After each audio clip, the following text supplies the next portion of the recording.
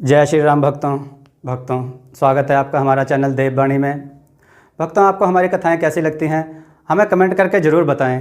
भक्तों, हमारी कथाओं को लाइक अधिक से अधिक करें, इन्हें शेयर करें और हमारे चैनल को अधिक से अधिक सब्सक्राइब करें। भक्तों, आपसे एक गुजारिश है, हमें इंस्टाग्राम पर फॉलो करें जिसका लिंक डिस्क्रिप्शन में दिया गया है। तो चलिए शुरू करते हैं आज की कथा। जय श्री राम भक्तों, आज हम कथा श्रवण करेंगे भूत और एक लड़की की शादी। आइए कथा श्रवण करें। भक्तों, इस कथा को जरा गौर से सुनिएगा, ये कथा बहुत ही रोचक है। चलिए कथा की ओर चलते हैं। मणिपुर नामक गांव में एक बुढ़िया रहती थी। बुढ़ापे की वजह से वह बहुत ही लाचार और कमजोर सी हो गई थी तथा उसके बाल सफ़ेद हो गए थे। मुंह में दांत ना होने के कारण उसकी ठोड़ी आगे को निकल आई थी। इससे उसकी नाक, जो कि पहले से ही लंबी थी, और भी लंबी नजर आने लगी थी। उस बुढ़िया की एक पोती थी। उस पोती के माँ बाप बचपन में ही मर गए थे। बुढ़िया ने ही उसे पाला पोसा था। पोती का नाम मोना था। मोना बहुत चंचल लड़की थी। उसकी इसी आदत के कारण वह किसी भी काम को ठीक से पूरा नहीं करती थी, हमेशा काम से बचने की कोशिश किया करती थी। एक दिन बुढ़िया मोना से बोली, बिटिया, मैं रानी के हाथ पैर में उपटन मलने राजमहल जा रही हूँ। तब तक तू खिचड़ी पकाकर तैयार रखना, क्योंकि हो सकता है मुझे वहाँ से आने में देर हो जाए। इसलिए तू खिचड़ी को पका लेना, ताकि जब मैं लौटूं तो हम दोनों उस खिचड़ी को खा सकें। रानीवास का काम ठहरा। बुढ़िया को वहाँ उपटन मलते, रानी को नहलाते, श्रृंगार कराते दोपहर हो गई। वहां से काम निपटाकर वह जल्दी जल्दी अपने घर को चल दी। उसे बहुत जोर से भूख लगी हुई थी। वह सोच रही थी कि जल्दी घर पर पहुंचूं तो खिचड़ी खाऊं। घर आने पर उसने देखा कि मोना का कहीं पता नहीं है। वह शायद पड़ोस में खेलने चली गई थी। चूल्हे पर रखी खिचड़ी जलकर राख हो गई थी। बुढ़िया को मोना पर बहुत गुस्सा आया। वह पड़ोस से कान पकड़कर मोना को घर लेकर आई और दरवाजा बंद करके उसे 2-4 थप्पड़ मारकर बोली, तुझसे तो कोई काम भी नहीं होता, दिन भर खेलने की ही पड़ी रहती है। लड़की की जात है, कुछ सीखेगी नहीं तो पराए घर जाकर कैसे निर्वाह होगा। मैं तो तुझसे बहुत दुखी हो गई हूँ। तेरे जैसी लड़की से तो कोई भूत भी ब्याह नहीं कर सकता। बुढ़िया के मुंह से यह शब्द निकले ही थे कि अचानक किसी ने दरवाजा खटखटाया। बुढ़िया ने पूछा, कौन? उत्तर मिला, मैं भूत हूँ। बुढ़िया पहले तो डर गई, फिर वह सोचने लगी कि हो सकता है कोई शैतान लड़का शरारत कर रहा हो, और अगर यह वास्तव में कोई भूत है तो ऐसा उपाय करना होगा जिससे यह काबू में आ जाए। इसी कारण वह हिम्मत करके बोली, तू यहाँ किस काम के लिए आया है? भूत बोला, तेरी पोती से ब्याह करने।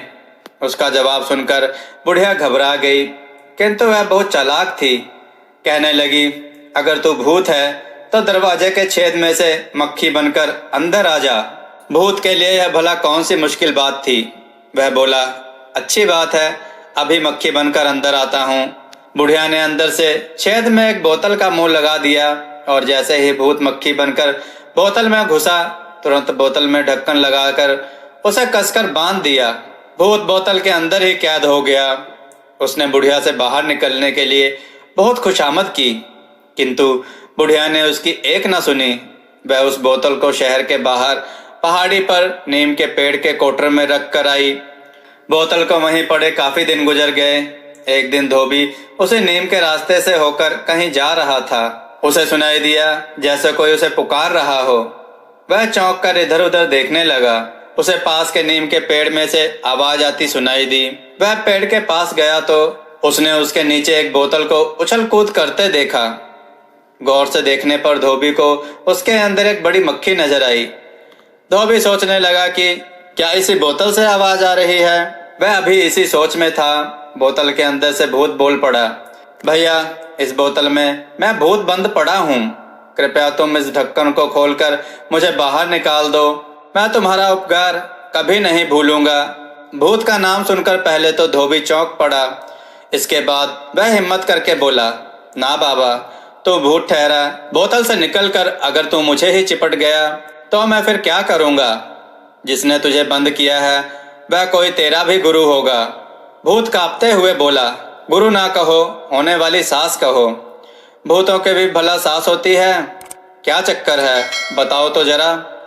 भूत ने कहना शुरू किया, वह जो पहाड़ी के नीचे तुम बस्ती देख रहे हो ना, उसमें एक बुढ़िया रहती है। अगर उसकी शक्ल तुम रात के समय देख लो तो डर के मारे कांपने लगोगे। उसकी एक सुंदर सी प्यारी सी पोती है। उसके पश्चात भूत ने धोबी को सारा किस्सा कह सुनाया। धोबी को भूत की बात पर बड़ी हंसी आई। वह बहुत दिनों से अपने बेटे के लिए सुंदर बहू की तलाश में था। बुढ़िया की पोती के बारे में सुनकर उसने बुढ़िया के घर जाने का फैसला किया। धोबी को वहां से जाता देख भूत फिर से खुशामद करने लगा। भैया, तुम्हारे हाथ जोड़ता हूँ, मुझे बोतल से बाहर निकाल दो। तुम डरो नहीं, मैं तुम्हारे इस उपकार का बदला अवश्य चुकाऊंगा। मैं इस देश के राजकुमार को चिपट जाऊंगा। जब तुम उस राजकुमार के ऊपर पानी छोड़ दोगे, मैं उसे छोड़ दूंगा। बस राजा खुश होकर तुम्हें बहुत सा इनाम दे देगा। धोबी को यह बात पसंद आ गई। उसने बोतल का ढक्कन खोलकर भूत को आजाद कर दिया। उसके बाद धोबी सीधा बुढ़िया के घर पहुंचा और अपने बारे में बताकर उसने बुढ़िया की पोती से अपने बेटे की शादी पक्की कर दी। एक दिन वह कुछ खरीदने बाजार गया तो वहां उसने ढिंढोरा पिटते हुए सुना, राजा का बेटा बीमार है। वह रह रहकर चिल्लाता है और दर्द के मारे बेहोश हो जाता है। राजवैद्य इसका इलाज करके हार गए हैं। जो उसे अच्छा करेगा उसे 10 गांव की जागीर दे दी जाएगी। धोबी समझ गया कि बोतल का भूत राजकुमार को चिपट गया है। वह राज दरबार में पहुंचा तथा राजकुमार को ठीक करने की जिम्मेदारी ले ली। वह झूठ मूठ भूत उतारने का ढोंग करने लगा और कुछ मंत्र पढ़कर राजकुमार पर पानी छिड़क दिया। भूत अपने वायदे के अनुसार राजकुमार को छोड़कर चला गया। राजकुमार ठीक हो गया। राजा बहुत खुश हुआ। उसने धोबी को 10 गांवों की जागीर दे दी। उधर धोबी ने अपने बेटे से मोना की शादी कर दी और वह खुशी से रहने लगे। जब भूत को पता चला कि मोना की शादी धोबी के लड़के से हो गई है तो उसे भारी चिढ़ हुई। वह धोबी के लड़के को सताने लगा। अब तो धोबी बड़ा परेशान हुआ। वह भूत से बोला, तू मेरे लड़के को छोड़कर चला जा, नहीं तो अच्छा नहीं होगा। मैंने तेरे साथ नेकी की और तू मेरे लड़के को सता रहा है, यह ठीक नहीं है। लेकिन भूत ने उसकी बात नहीं मानी। अंत में धोबी को एक तरकीब सूझी। उसने कुछ ढोलक और नगाड़े वालों को इकट्ठा किया। वह गांव की सीमा से उसके घर तक खूब जोर जोर से ढोलक और नगाड़े पीटते हुए आए। इधर भूत धोबी के बेटे की जब जब गर्दन दबाता था वह रह रहकर चिल्लाता। ढोलक व नगाड़ों की तेज आवाज सुनकर भूत ने धोबी से पूछा, यह हल्ला गुल्ला काहे का? धोबी ने कहा, मैं क्या जानूं, होगा कुछ। भूत बोला, जरा देख कर तो आओ कि क्या बात है। धोबी कुछ सोचने का नाटक करते हुए बोला, अच्छा तू कहता है तो मैं देख कर आता हूँ। धोबी ने लौट कर बताया कि वह बुढ़िया एक फौज लेकर भूत को पकड़ने आ रही है और साथ ही उसके पास एक बड़ी बोतल भी है जिसमें वह भूत को कैद करेगी। भूत ने जब यह बात सुनी तो उसके होश गुम हो गए। वह सिर पर पांव रखकर वहां से भाग खड़ा हुआ। उसके पश्चात उसने कभी भी उस गांव का रुख नहीं किया। भक्तों, आपको यह कथा कैसे लगी हमें कमेंट में जरूर बताएं। भक्तों, हमें इंस्टाग्राम पर फॉलो करें जिसका लिंक डिस्क्रिप्शन में दिया गया है। भक्तों, हमने devbani.com नामक वेबसाइट बनाई है जिस पर हमने कथा, कहानियाँ, मंत्र, आरती इत्यादि लिखित में डाले हैं। आप एक बार उस पर जाएं, उसे पढ़ें, अपने विचार कमेंट के रूप में हमें अवश्य दें जिससे हमें पता चले हम उसमें क्या अपडेट करें क्या नहीं। आप अपने विचार जरूर दें।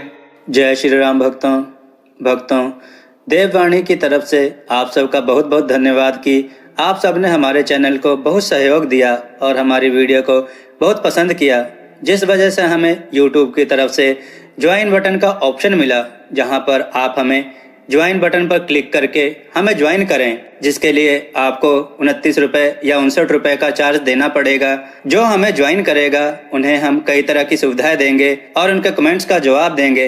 यहाँ हम आपको कथा कहानियों के टिप्स भी देंगे और हम आपके सुझाव पर वीडियो बनाने की पूरी कोशिश करेंगे और हम आपका नाम वीडियो में जरूर लेंगे। धन्यवाद।